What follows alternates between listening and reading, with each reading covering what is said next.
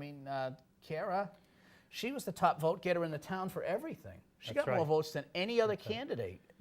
Yeah, And she got more than the moderator who was running unopposed. right. The Housing Authority didn't too badly. No, either. the Housing Authority did all right. What's her name? But anyways, let's get Yeah. back to this. You know, there's been a lot of public criticism between the schools and the Board of Selectmen.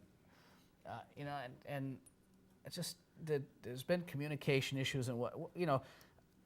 How do you feel? How do you feel the communication lines? You know, how do you feel they are between the town and the school?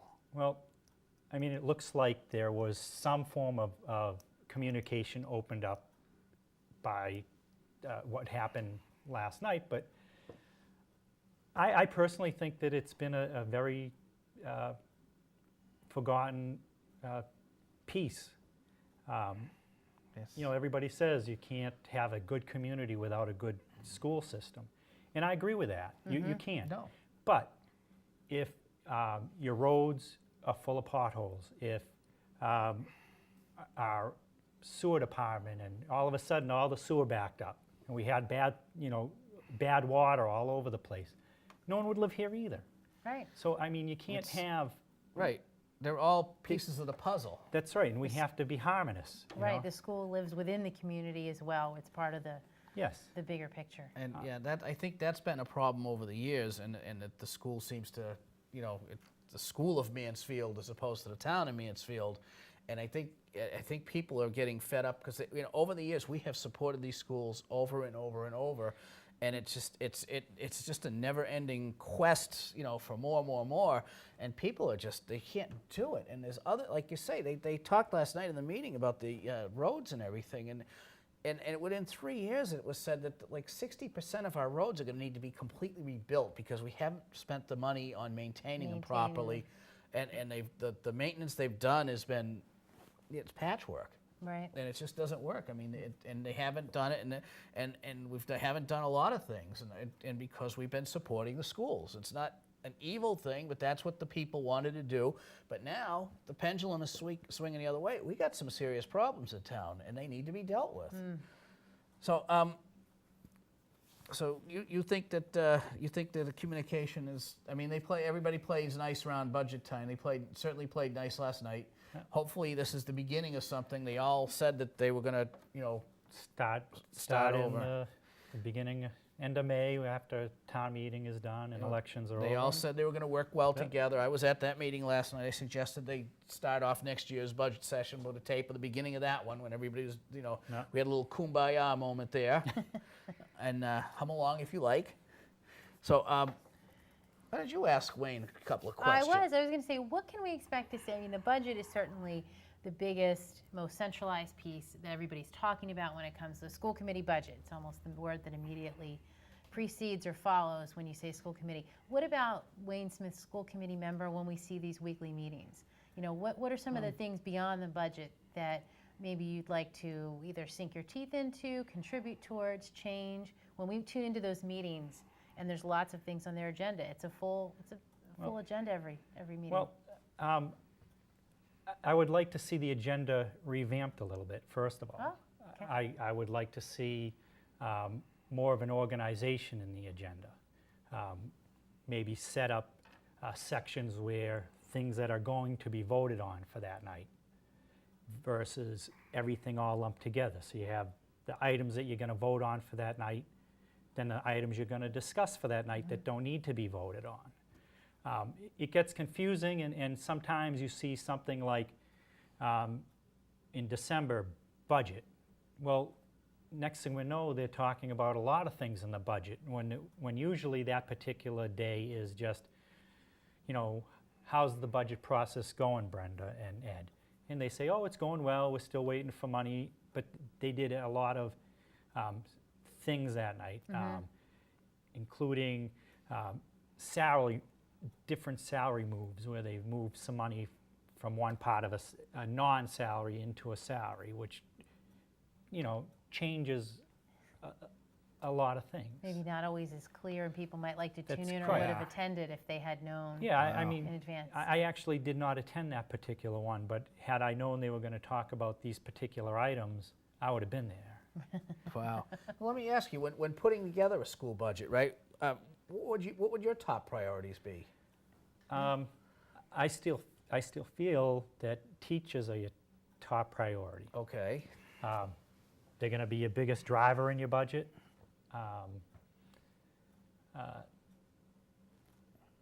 So I do. I think teachers are your most important cog Right. in the whole school system. Okay. If you don't have good teachers or happy teachers, Well, they seem pretty happy here. well, I don't know that they're all that happy. No? I mean, I'm sure they are now after the budget, after the contract that they have received, but I don't know that they were very happy during the whole budget process. Okay. I wouldn't have been happy had I been sitting there fighting for over a year and see that administration gets raises right off while you're in the middle of that budget process. I was going to bring that up. Okay, well, why don't you then? Since he walked right with 2 points, because you Right. mentioned about salaries earlier and talked about how that was somehow slid into what sounded like an ordinary discussion about Yeah. budgets, in general. And then, there was some issue brought up more recently about the budgets and where the money was coming from, and in the wake of a tough negotiation, and talks about cuts and downgrades and percentages lost in terms of what their future raises would be. We had raises administered on the administrative side. Kind of what's your thought on that? Or Well, I'm not going to say that I don't doubt that most of them deserve a raise, but we're fighting a tough budget season. The economy is, I work in retail, and the economy, although people say that it's on the upswing, we're a long way off. We're a long way off. And you have to plan for that. And by saying that we're trying to get concessions out of the teachers union, and at the same time we're going, well, we're going to give us raises. Yeah, its appearance is just It was horrible. bad. I mean, you could, maybe you make a promise that after the negotiations are done, that we look at what we may have left over and spread it out that way. But that isn't how it came down, and it looked bad. That's a problem I see with the way they're doing things currently too. And it's not so much what they're doing, but how they're going about doing it. And really, I think people, that they're. I'm seeing a lot more people, more skepticism and a lot more anger towards what's going on over there. And again, it's how they're going about doing these things. The administrative raises was just a technical disaster. I mean, It was. I mean, it was, because I think Wayne made an excellent point. We're not questioning, the value or the No. deservedness of the raise. The It was the timing. manner in which it was handled, and I think that's where it led to the greatest criticism. And maybe some of that was unjust or unfair, but again, it's how it got delivered. and I think they actually tried to hide that they gave those raises out. yeah, there was some there was mystery there. Somehow someone found out, and that, I mean, That's never a good thing when No, somebody else does your no. telling Now, for was you. it you? I did not find out, but I do know where it's, Wow. you hear that it was how it was found out. But Well, as a school committee member, if you are elected to school committee, you're going to be charged with making some very difficult decisions. What do you use as your inner compass to make some of these difficult decisions? Well, you have to stay within your means, Dan. If you have $500, you can't spend $600 and expect to be all right when the day comes out.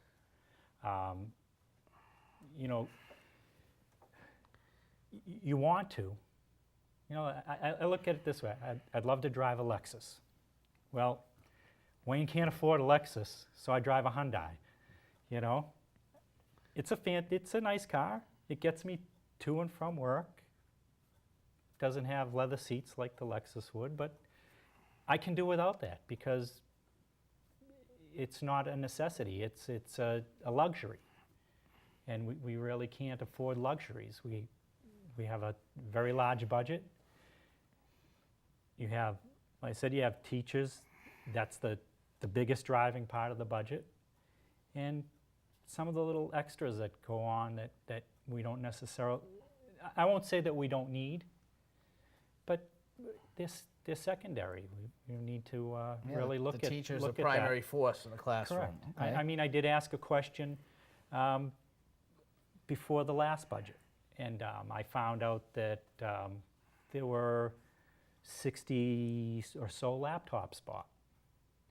And Laptops. and during the summer, yeah, and I found out, and I happened to go through the town warrants, which every individual that lives in town that's a registered voter and pays taxes in town can go to town hall and go through. Yeah, and you can watch them on the The bills, selectmen's that's meeting right. too. And for anybody that doesn't maybe normally do that, the town warrants are the itemized expenditures Correct. from each department or town So I area. happened to be going through them, and I kind of saw a bunch of laptops. So at one school committee meeting, I asked, I said, can you tell me why we would buy, I wasn't sure exactly, but it's between 60 and 80 laptops.